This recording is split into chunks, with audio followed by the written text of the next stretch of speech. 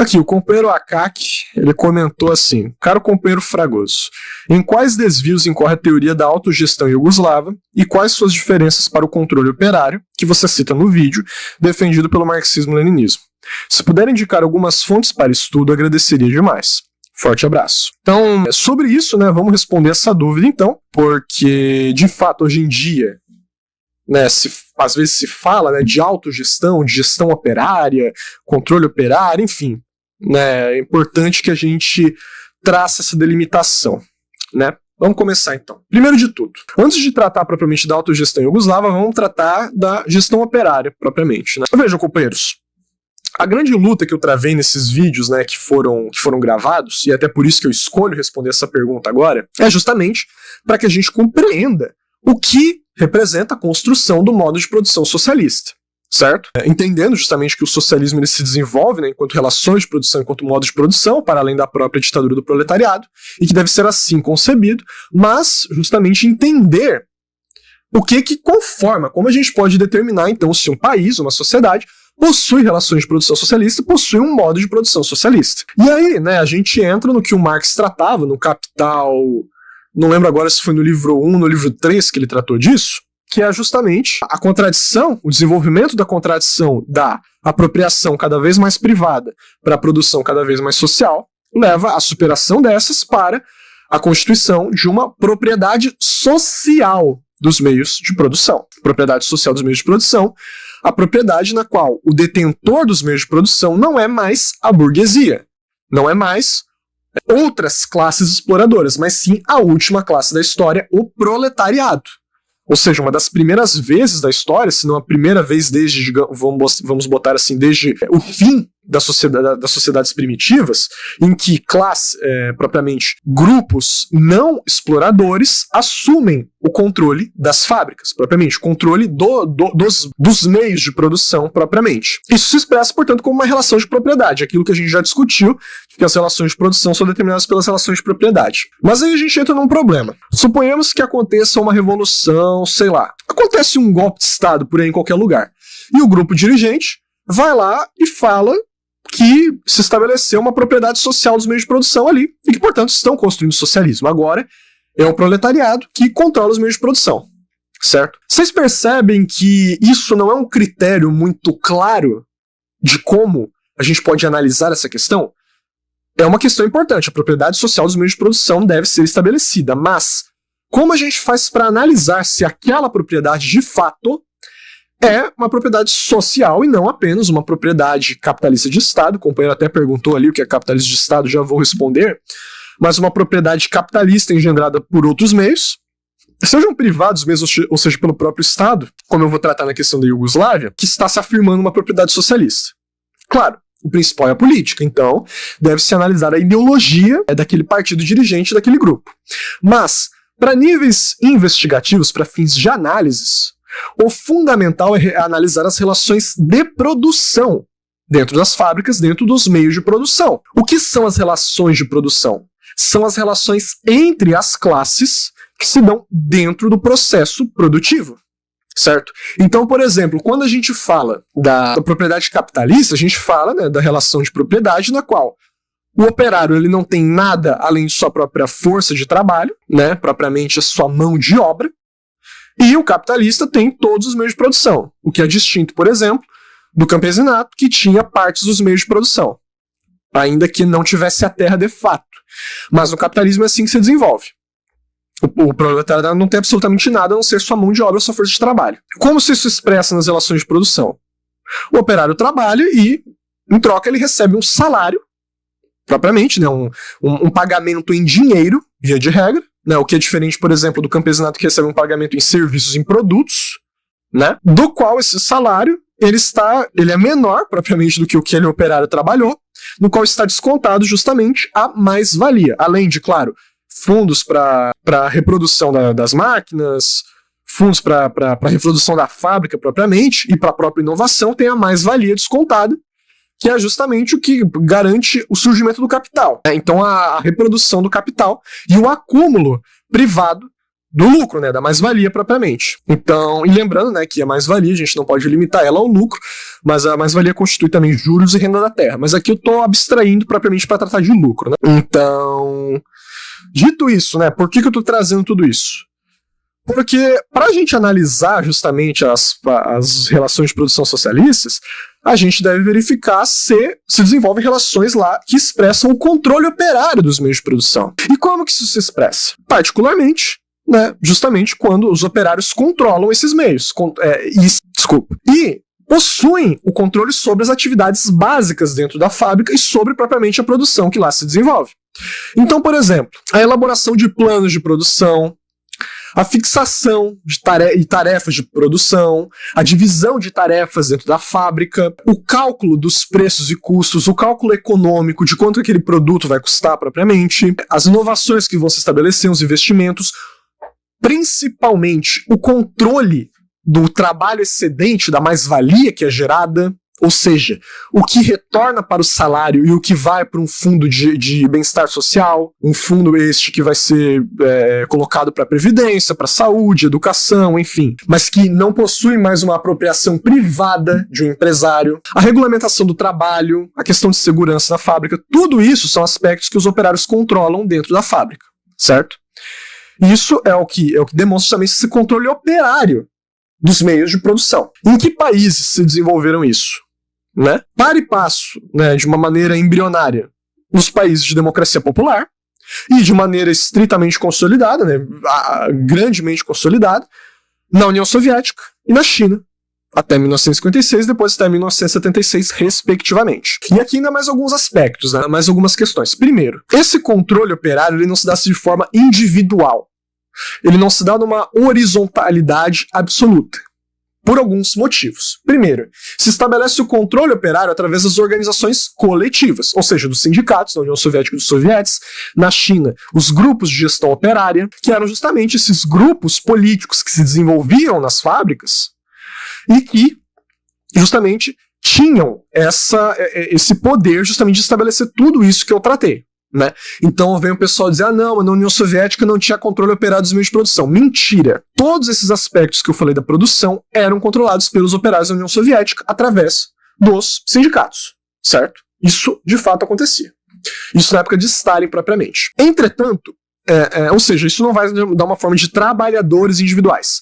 Mas tem mais um porém. O proletariado é uma classe internacional. O proletariado não se realiza enquanto classe, não resolve essas contradições, não supera o capitalismo propriamente, o capital, resolvendo os problemas de uma fábrica. Se resolve resolvendo os problemas de toda a classe. Como falou o presidente Mao, ou entramos todos no comunismo, ou entra ninguém, ou não entra ninguém. O que significa que é a tarefa do proletariado em geral dirigir as fábricas em particular, através de seu partido comunista. Ou seja, os planos quinquenais, os planos de grandes, digamos assim, de grandes metas, a direção política da fábrica, o que cada fábrica vai produzir. Por exemplo, uma fábrica, vou dar um exemplo bem cru aqui, só para abstraindo a realidade, só para tratar disso. Mas uma fábrica de Santa Catarina produz tecidos, produz camisetas. E você não tem uma fábrica que produz camisetas, por exemplo, vamos botar assim, sei lá, em São Paulo. Não é assim, mas só dando um exemplo.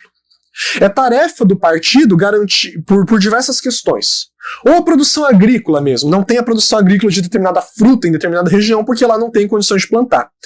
A direção política, um dos aspectos, é justamente garantir que essa produção seja feita direcionada não só para aquela população local daquela fábrica em que se desenvolveu, mas que seja inclusive produzida para os companheiros operários de outras regiões que não tiveram as condições justamente de desenvolver aquele produto específico. Por quê? Porque é uma tarefa do proletariado o desenvolvimento das forças produtivas e o bem-estar do proletariado. Não apenas a sua libertação também se dá com o desenvolvimento das forças produtivas e com a maior qualidade de vida, o controle da produção e a direção política da produção. Por isso que em cada fábrica, tanto da União Soviética quanto na China, havia um comitê revolucionário, um comitê do Partido Comunista, que garantia que as diretrizes políticas eram aplicadas.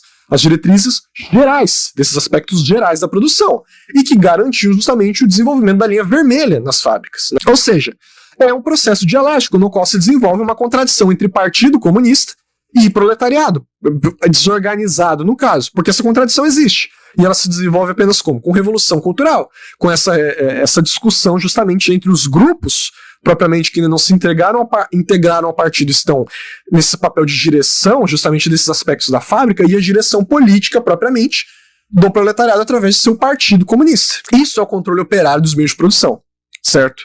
E isso, né, que nós temos que ter em mente quando pensamos em relações de produção socialistas. Por isso que os comunistas, né, propriamente, né, os marxistas que definem o marxismo devem compreender dessa questão.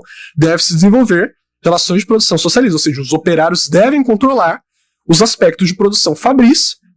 E outra coisa que eu havia me esquecido também, mas que é um aspecto de extrema importância, é o início do desaparecimento da distinção entre trabalho manual e trabalho intelectual. Ou seja, a diferença das atividades de gestão e das atividades manuais, fabris propriamente.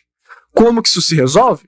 Aqueles que fazem os trabalhos de gestão, em determinado, vamos botar assim, metade da semana fazem trabalho manual, e aqueles mais destacados ao trabalho manual, metade da semana fazem o trabalho de gestão. Isso vai gerando uma relação em que não se estabelece um gerente tal qual nas empresas capitalistas de hoje em dia, os CEOs, que é praticamente uma burguesia que surge no próprio interior das fábricas responsável pela gestão, né? Porque, ou seja, precisa ter essas atividades de gestão que, digamos assim, as diferenças têm que desaparecer, mas dessa forma. Uma hora alguém faz a gestão, essa mesma pessoa vai fazer o trabalho manual depois. É isso que se desenvolvia propriamente na Revolução Cultural. E caso os gerentes de fábrica, os diretores de fábrica, estejam usurpando o poder para defender o capitalismo, para apropriar mais-valia para eles, para fazer a apropriação individual do trabalho dos trabalhadores manuais e propriamente estar se tornando um capitalista, aí é tarefa justamente do proletariado de depor aquele gerente de fábrica, claro, primeiro uma luta de duas linhas e, posteriormente, né, depondo aqueles gerentes de fábrica, né, caso não se resolva esse problema. Era o que acontecia também na União Soviética e na China. Tem um relato, não lembro quem que falou, que no geral, as pessoas não gostavam de ser gerentes das fábricas soviéticas, diretores de fábricas. Porque se elas fossem criticadas pelos operários, a chance delas serem depostas pela polícia era muito alta. Na China, isso foi resolvido de uma outra forma. Na China, ao invés de usar a força policial, no caso, digamos assim, da polícia propriamente política, eram os próprios operários que iam lá e depunham, né? Então, já respondendo a pergunta do Rafael ali, o que é o capitalismo de Estado? É justamente quando a propriedade estatal ela é controlada pelo Estado. Aliás, não, desculpa, me confundi aqui. Calma, segura aí que eu já falo do capitalismo de Estado. Mas enfim, é isso que constitui, propriamente, o controle operário e a gestão de fábricas, né, enquanto um controle socialista de produção. Agora, fazendo uma parte, o que é capitalismo de Estado? O capitalismo de Estado, ele é justamente uma situação em que a maior parte dos meios de produção está nas mãos do Estado e que vigoram principalmente relações de produção capitalistas lá. Capitalismo de Estado pode acontecer em duas ocasiões, numa ditadura da burguesia e numa ditadura do proletariado. E é aqui que eu dou o cabo para a gente tratar da Iugoslávia. Então, a autogestão iugoslava, os companheiros perguntam, né? Isso era de fato uma expressão de gestão operária? Não, não era, já adiantando. Então vamos tratar sobre isso agora, né? Primeiro de tudo, o que havia na Iugoslávia, propriamente? Havia, em grande extensão, o capitalismo privado. Ou seja, empresas privadas, de pequena, média, inclusive de grande burguesia no país. O presidente Mao Tse-tung, ele trata: haver capitalismo privado em determinado momento sob a ditadura do proletariado é um problema? Em si, não. Quando esse capitalismo privado ele é limitado, restringido até sua abolição, conforme cumpre as tarefas democráticas necessárias para isso. Mas isso é o que acontecia na Iugoslávia? Não. Não é o que acontecia. Então, por exemplo, esse capitalismo privado ele existiu na China durante os anos 50, nos anos 60 já havia sido abolido, existiu na União Soviética durante os anos 20, nos anos 30 já havia sido abolido, o capitalismo privado propriamente, mas na Iugoslávia existia também em franca ascensão, com uma grande burguesia que era estimulada dentro da Iugoslávia. Havia um estímulo propriamente de que essa burguesia se desenvolvesse de forma privada. E, inclusive, os próprios iugoslavos não tratavam propriamente a pequena burguesia como pequena burguesia. Eles chamavam de artesãos, como se fosse puramente um problema de serem artesãos, aqueles trabalhadores pré-capitalistas. Não, eram pequenos burgueses que se desenvolviam lá no país e era, de fato, um capitalismo privado em grande escala que se desenvolvia na Iugoslávia. Este é o primeiro ponto. O segundo ponto agora é propriamente das empresas estatais. O Tito, supostamente, né, introduziu uma autogestão iugoslava que, segundo ele, seria uma forma superior de gestão operária das fábricas, na qual o partido deixava de ter um controle mais firmemente dos planos de definição política das fábricas, e isso passava justamente para o controle propriamente lá dos diretores de fábricas, da fábrica como um todo, né, dos operários, supostamente. E agora eu pergunto a vocês, isso era uma expressão de fato, gestão operária dos meios de produção? Não, não era. Primeiro porque, quando a gente fala de autogestão, quase remete ao anarquismo, né? Anarquista que gosta de autogestão. O Estado mantinha o controle sobre essas fábricas. Não no controle da definição política delas, mas sim na arrecadação da mais-valia que elas geravam. Tem uma estatística, propriamente, né, que foi trazida na época, que cerca de 3/4 do trabalho excedente gerado numa fábrica, nas fábricas iugoslavas que vigoravam a autogestão, eram coletados através de impostos, por exemplo, aos bancos estatais da Iugoslávia. Então não havia uma autogestão de fato, porque o Estado estava ali presente, ele só não dava uma direção política, mas coletava justamente essa mais-valia. Diga-se de passagem, a mesma coisa que o Estado chinês faz atualmente. O segundo aspecto é, lembrem que eu falei da contradição entre o diretor de fábrica e os operários? Como era essa contradição nas fábricas iugoslavas? Era esse projeto justamente dos operários que tinham esse poder dos planos, dos preços, de como o trabalho excedente ia ser colocado? Não, eram dos diretores de fábrica. Haviam consignas, inclusive na época, que falava todo o poder ao diretor da fábrica. O diretor da fábrica que tinha o poder real de estabelecer os planos. E o diretor da fábrica, inclusive os próprios documentos jugoslavos admitem, ele conseguia, através do seu poder, extrair mais-valia para si mesmo, extrair os trabalhos excedentes. A ponto de que em algumas fábricas lá, os gerentes de fábrica tinham 40 vezes mais a bonificação do que trabalhadores. Certo? Ou seja, não eram os operários que tinham poder nessa suposta autogestão, quem tinha o poder era o diretor da fábrica, e que se convertia, portanto, num capitalista, num pequeno, médio ou até num grande capitalista com grandes empresas, certo? Tendo justamente o grande poder sobre esse projeto, supostamente, né, de que havia, e dava-lhe grandes privilégios, grandes coisas, e tinha a maior parte do lucro das empresas, para além do que ia para o Estado, ia para o gerente da fábrica. Ou seja, fica muito claro aqui que não havia uma gestão operária na Iugoslávia. Não havia uma autogestão, como os anarquistas defendem até hoje. O que havia era um capitalismo de Estado. Empresas estatais, controladas pelo Estado, mas que a gerência da fábrica, as relações de produção eram capitalistas. E como colocou o presidente Mao, isso pode existir numa ditadura da burguesia, do proletariado? Pode. Quando elas estão para ser restringidas e eliminadas. Agora, o que ocorria na Iugoslávia pela própria ideologia do país era uma ditadura da burguesia que tinha tanto um capitalismo privado quanto um capitalismo de Estado, no qual os operários não tinham controle nenhum. E o partido também não, na prática, né? Então, isso, no caso, é um capitalismo de Estado sob direção da burguesia, da ditadura da burguesia propriamente, né? Então, acho que ficou claro essas questões, né? Imagino que tenha ficado claro, né?